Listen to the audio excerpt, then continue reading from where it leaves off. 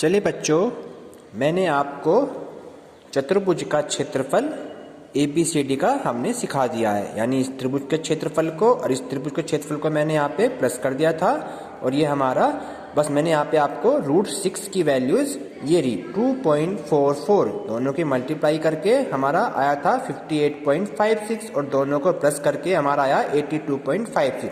तो ये चतुर्भुज का क्षेत्रफल मैंने आपको निकालना सिखा दिया आपको। अब मैं कुछ यहाँ पे इम्पोर्टेंट फॉर्मूले बताऊंगा, सम इम्पोर्टेंट रूल, यानी आपके कुछ महत्वपूर्ण फॉर्मूले मैं आपको बता के चलता हूँ। पहला है हमारा आयत, ये मैं अभी आपको स्टार्ट कर रहा हूँ। आयत है आपकी जिसकी आमने सामने की भुजाएं बराबर होती हैं, उसे हम आयत कहते हैं। इंग्लिश में इसे हम रेक्टेंगल बोलते हैं। यानी ये लंबाई ये चौड़ाई होती है। इसका क्षेत्रफल क्या होता है? लंबाई गुणा चौड़ाई, यानी कि लेंथ इनटू ब्रेथ। सेकंड परिमाप होता है। परिमाप इसका होता है 2 गुणा लंबाई प्लस चौड़ाई, यानी ब्रैकेट में लंबाई प्लस चौड़ाई। थर्ड है इसका विकर्ण। विकर्ण यानी कि जो इसको हम इसके विकर्ण बोलते हैं। तो इसका विकर्ण क्या हो गया? लंबाई का स्क्वायर प्लस चौड़ाई का अंडर रूट। तो ये हमारा बन गया आयत के रूल। सेकंड आता है हमारा वर्ग। वर्ग क्या होता है? जिसकी चारों भुजाएं बराबर हों, ऐसी आकृति को वर्ग कहते हैं। वर्ग का क्षेत्रफल क्या होता है? भुजा का स्क्वायर। भुजा हमने a मान ली है तो ये हो गया a का स्क्वायर। नेक्स्ट होता है इसका परिमाप। अगर किसी भी आकृति का परिमाप ज्ञात करना है और हमको फॉर्मूला पता नहीं है तो उसके लिए चारों भुजाओं को प्लस कर दीजिए। एक भुजा, दूसरी भुजा, तीसरी भुजा, चौथी भुजा, तो 4 भुजा हो गई, तो ये हो गया 4a।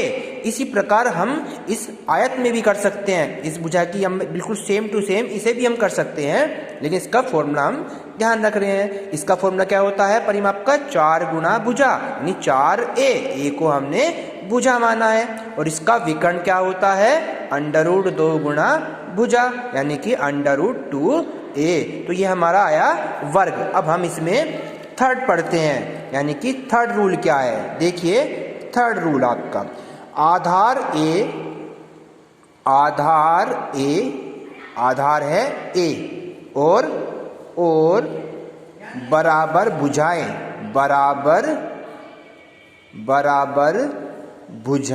आधार a और बराबर भुजाओं, जैसे कि b मान लो बराबर भुजा है b। अभी मैं चित्र से आपको इसे समझाऊंगा। बराबर भुजा b वाले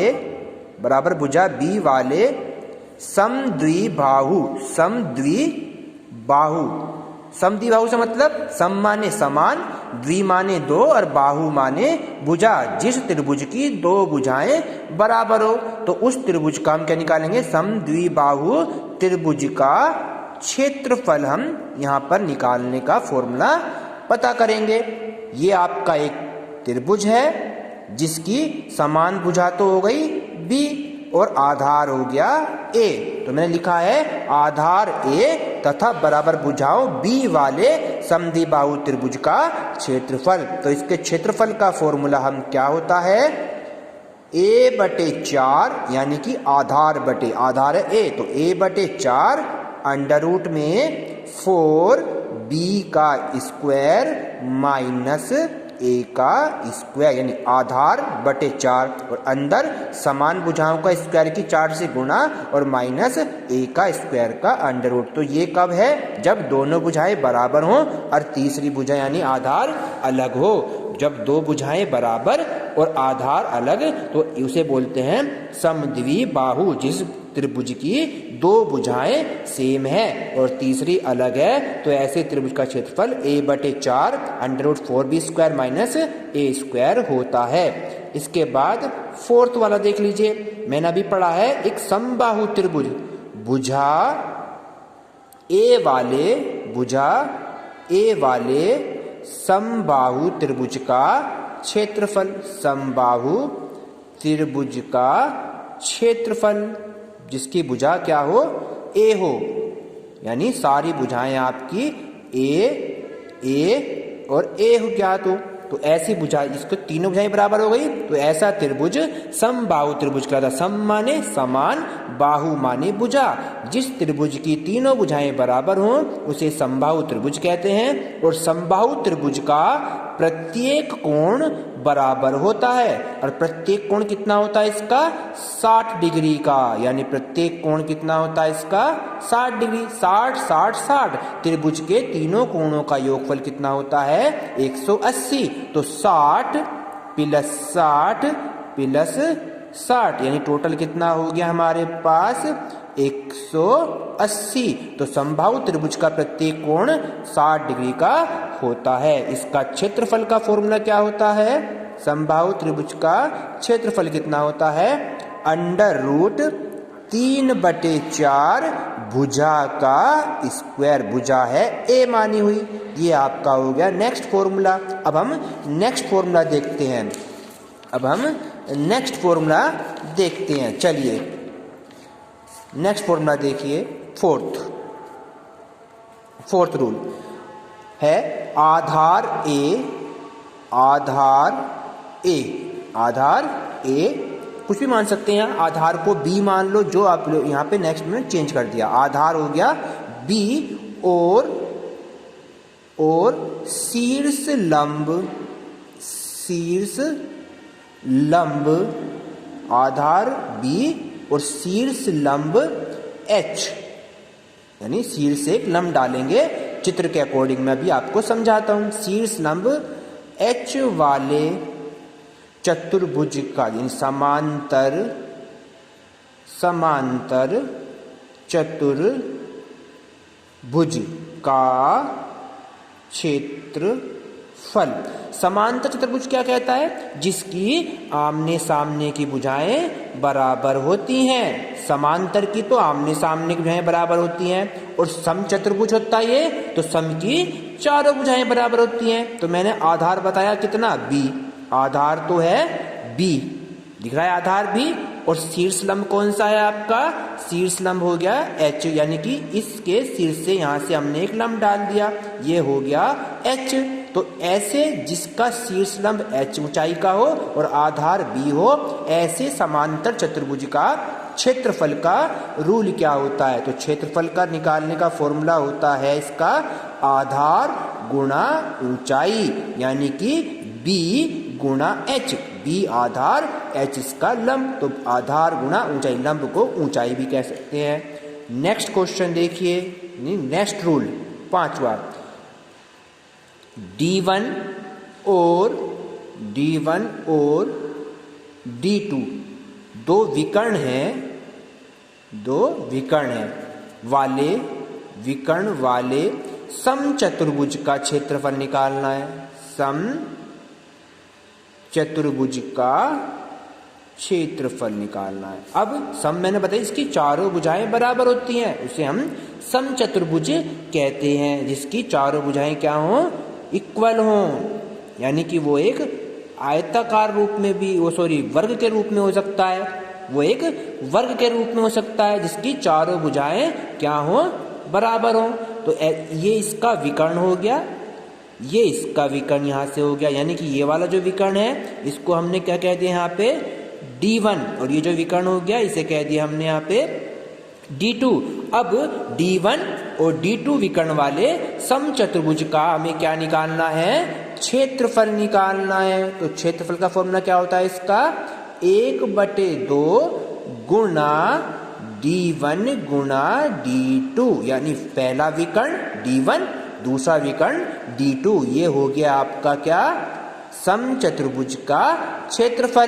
जब हमारे पास विकर्ण पता हो और इसका परिमाप निकालें, अगर हम समचतुर्भुज का परिमाप निकालें तो इसके लिए रूल क्या कहता है? 2 गुना अंडर में पहले विकर्ण का स्क्वायर, यानी D1 का स्क्वायर प्लस D2 का स्क्वायर। ये इसका परिमाप का फॉर्मूला होता है। ठीक है, तो जब इसकी चारों भुजाएं होती हैं उसे कहते हैं समचतुर्भुज। जबकि समांतर चतुर्भुज क्या कहता है? आमने की सामने की भुजाएं समांतर होती हैं, उसे समांतर चतुर्भुज कहते हैं। अब आता है नेक्स्ट फॉर्मूला।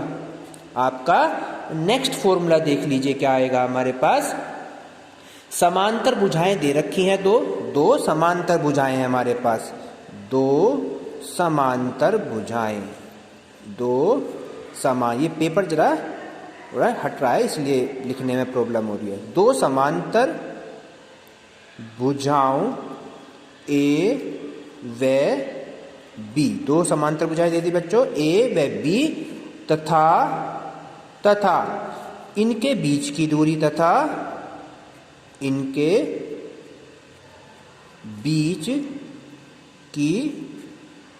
इनके बीच की दूरी है h, तब समलंब का क्षेत्रफल, किसका क्षेत्रफल?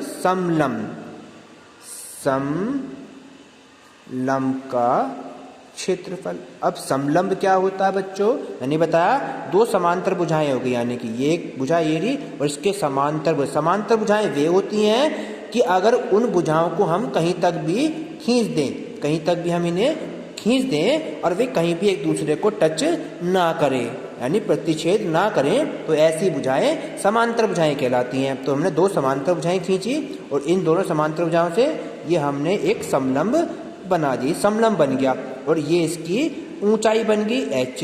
ये समांतर भुजा ये रही एक, और एक समांतर भुजा को क्या माना हमने? b। एक a भुजा है और एक है हमारी b भुजा, ये b हो गई और ये हमारी a भुजा हुई। समांतर भुजाएं ये दोनों हो गई, इनकी ऊंचाई ये हो गई h। ऐसे समलंब का क्षेत्रफल का फॉर्मूला क्या होता है बच्चों? 1/2 a प्लस बी क्या है? समांतर भुजाएं का योगफल और गुणा ऊंचाई, ये समलंब का क्षेत्रफल का फॉर्मूला हो गया। एक फॉर्मूला नेक्स्ट हो रह गया है, इसको देखिए जल्दी से आप। आपका next formula very important formula है केवल आपका। देखिए भुजा ए वाले समषटभुज, सम माने समान, षटभुज माने जिसकी 6 भुजाओं, समषटभुज का क्षेत्रफल। तो हमने समबाहु क्षेत्रफल पढ़ा था, यहाँ आ गया समषटभुज, यानी इसकी 6 भुजाएं बराबर। तो उसका फॉर्मूला होता है 6 गुणा समबाहु त्रिभुज का क्षेत्रफल, समबाहु त्रिभुज का क्षेत्रफल। तो ये हो गया हमारे पास 6 गुणा समबाहु त्रिभुज क्षेत्रफल पढ़ा है हमने √3/4 भुजा का स्क्वायर, ये हमने पढ़ा है। तो अब यहाँ क्या करेंगे? 2 से ये डिवाइड हो गया, 2 तिया और 2 दूनी 4, तो ऊपर हो गया हमारा 3√3/2 भुजा का स्क्वायर। तो ये है भुजा ए वाले समषटभुज का क्षेत्रफल 3√3/2। आपको याद रखना है बस 6 गुणा समबाहु त्रिभुज का क्षेत्रफल। समबाहु त्रिभुज का क्षेत्रफल क्या होता है? √3/4 भुजा का स्क्वायर। तो ये हमारे कुछ इंपोर्टेंट रूल थे, इन इंपोर्टेंट रूल को आप सर समझ में अपनी कॉपी में नोट कर लेंगे। Thank you.